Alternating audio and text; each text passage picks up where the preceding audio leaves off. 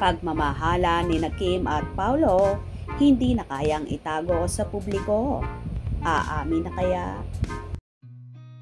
I've seen a lot of change, been through a lot of pain. Some things are not the same as they were a year ago, but all will be okay. I move on each and every day. The past. Tila nagiging open na rin sa publiko ang mga kapamilya stars na sina Kim Chiu at Paolo Abilino. Dahil na nga hindi nila kayang itago ang namumuong relasyon sa madlang people.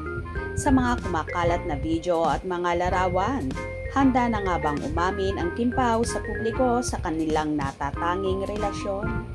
Palagi kasing namamataan na magkasama ang Kim Pao sa pagja-jogging, hindi lang sa Pilipinas kundi pati na rin sa Amerika, ay talaga namang palagi silang magkasamang mag-jogging.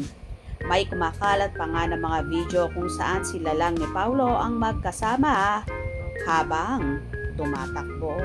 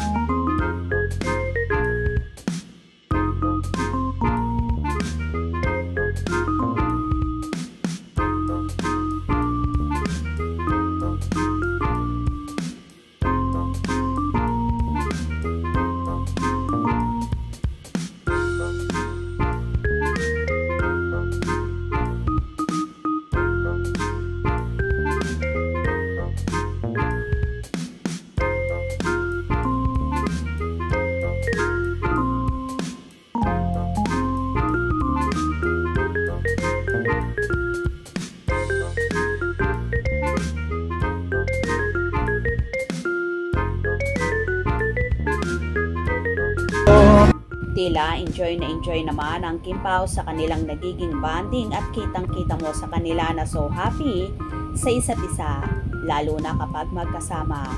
Mukhang energetic na naman ang actor dahil kapiling na nga niya ang kanyang one and only love na si Kimi.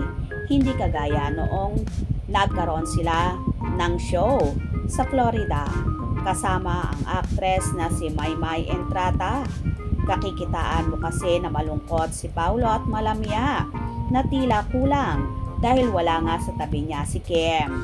Kaya naman ibang-iba ngayon ang aura at pakiramdam ng binata dahil alam niyang nandyan na ang kanyang mahal na si Chinita Princess na palagi niyang kasama. O diba, mapapasana all ka na lang talaga. Kayo ba, kinilig din sa mga paayuda ng Kim Pao? Hope you enjoyed. Please subscribe for more info.